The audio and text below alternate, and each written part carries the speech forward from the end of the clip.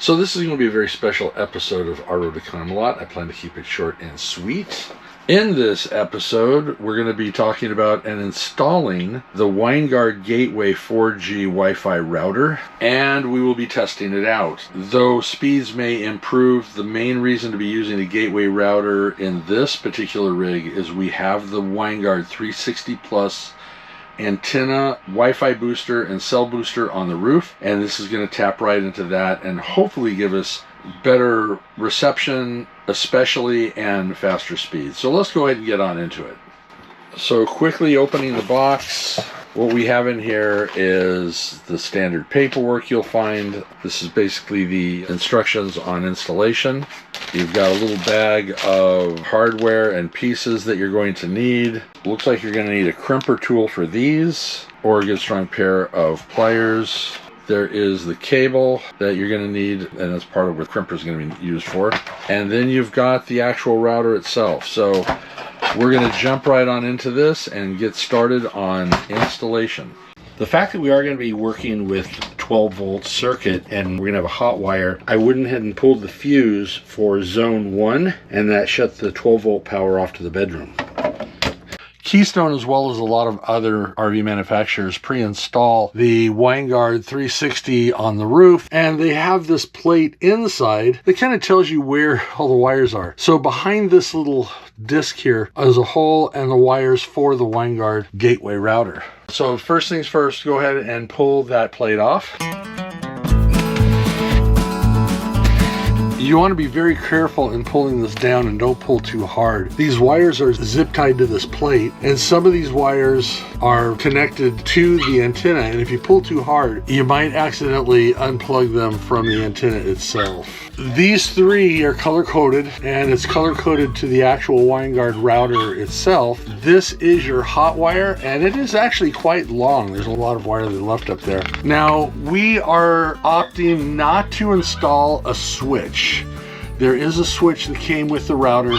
We could actually drill a hole next to where the router is going to go and have an on-off switch. If you have lead-acid batteries or you're going to be putting your rig in storage, you're probably going to want to install that switch so you won't have any phantom power. This draws very little power at all, and the fact that we have solar and we also have lithium batteries, we're going to go ahead and not install the switch. So when we're all done with this install, the gateway router will be on all the time. But we do live full-time. We're not could ever worry about it. If we did ever put it in storage, we can always shut the battery disconnect off underneath, and that will shut everything down anyway. Or worst case scenario, pull the fuse for the zone 1, which is the lights for the bedroom. Now with the router, you push the little button down and this whole plate slides off. This is the plate. This is the plate that's going to be mounted on the ceiling, and what's going to happen is we're going to run the wires through that little hole, and it's going to be mounted something like that, so it'll be easy to slide that router on and off easily. If you also notice, the color coding of those wires that are hanging down are right here. You got the green and yellow into slots 4 and 5. That might be easier to hold it this way. You've got the slot number 2 is the red. There's a reset button. The power will be spliced in and plugged into the power. And then you have the yellow and the green in slot 4 and 5. And those are the slots down in here. So next step is we're going to go ahead and cut the power wire and splice in the connection for the power that goes to the Winegard itself. The Winegard came with these wire nuts that we'll be using to attach the power wire onto the existing power coming out of the ceiling.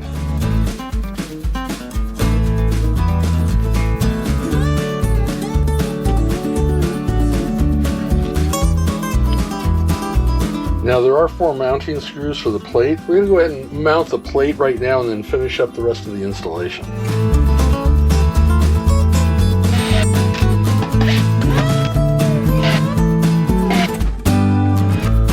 Now the white wires are the ground, the green is the hot. On this, the black is the ground, the red is the hot. The good news about this setup is that the Winegard does have a protection for if you mix up the polarity. So if you hook it up wrong, there'll just be no power and it won't work. So if that's the case, pull the wires back out, change the polarity, put it back up. But right now I do know that the white goes to the black and the green goes to the red.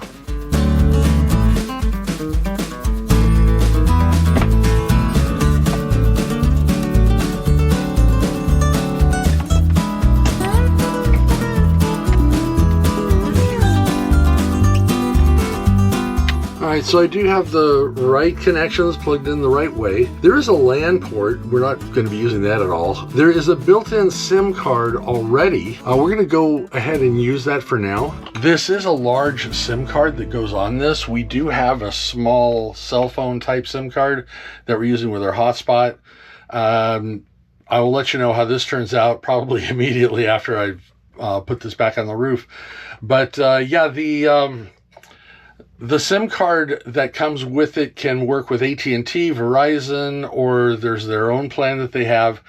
But either way you go with that, what's going to happen is we are going to have this attached to our AT&T account. So that should actually work for us.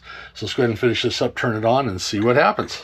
All right, so go ahead and plug the fuse back in, and we'll move on to step 2, which is setting up the system to your current plan. Now that I plug the fuse back in, I do have a little indicator light letting me know that power is going to the router. I had to pull it back off to make sure to see that's on. Now I can go ahead and put the router back on the ceiling. Now we can continue on to setting up the router. So step 1 is to go ahead and log into the Winegard on your device. I'm using my phone in this case.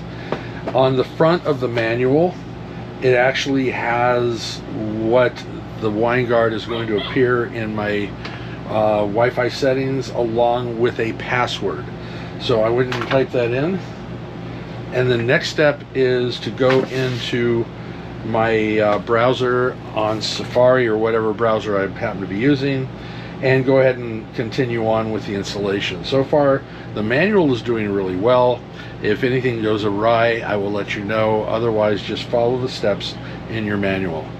So the setup's pretty straightforward. Hooking up to Wi-Fi is fairly simple. We do need to do a little bit more work to establish our AT&T account, and I will probably not finish this video until I do that. So that should be popping up next. But we do have an existing SIM card that we want to use. Now, if you use the SIM card that's built into the Winegard Gateway, it should be straightforward. It should be a pretty simple add-on using their plan.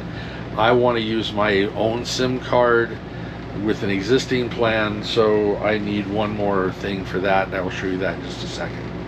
So other than that, everything is set up and ready to go. So funny enough, I was reviewing some old videos that I had on my hard drive that had not been edited yet, and lo and behold, I found my installation of the Winegard Gateway Router and realized it had never got posted because I never finished this video. So we're going to finish it right now. This video was originally shot August of 2024. That's when we picked up the Gateway Router. This is now what is this? April of 2025. So yeah, we've had this thing over a year. It's been working great. I wound up using the SIM card that I had in our hotspot that we had picked up from AT&T. Actually, we picked the hotspot up at Walmart, got the SIM card from AT&T, and it's been working flawless. It shows up as another phone on my bill. However, we've been able to stream. I've been able to upload videos. We've been using it as our #1 source of Wi-Fi in our travels and even as our home base here in Arizona. I was going to go and get cable, but we didn't need to. This is working fine. So if you're looking for an affordable solution, this could be it for you. Double check to make sure that in your area that you are able to get the coverage with your provider. But to be perfectly honest, I have no complaints. Yeah, it could be faster, but you know what? I'm in no hurry to do uploads. If you're relying on it on work and you've got the budget, then go ahead and get Starlink or one of those other more expensive solutions. But I'm paying as a 4th line to my plan, which is still discounted greatly. So this is not costing me very much per month to add this to my bill. So that's it for this video. All good, all well, and we've been using this for over a year now, and everything's been working fine. So make sure you hit that notification bell. Give me a thumbs up for good measure. And make sure you subscribe to this channel. That would be really nice if you did. Can always use an extra subscriber and have more friends out there.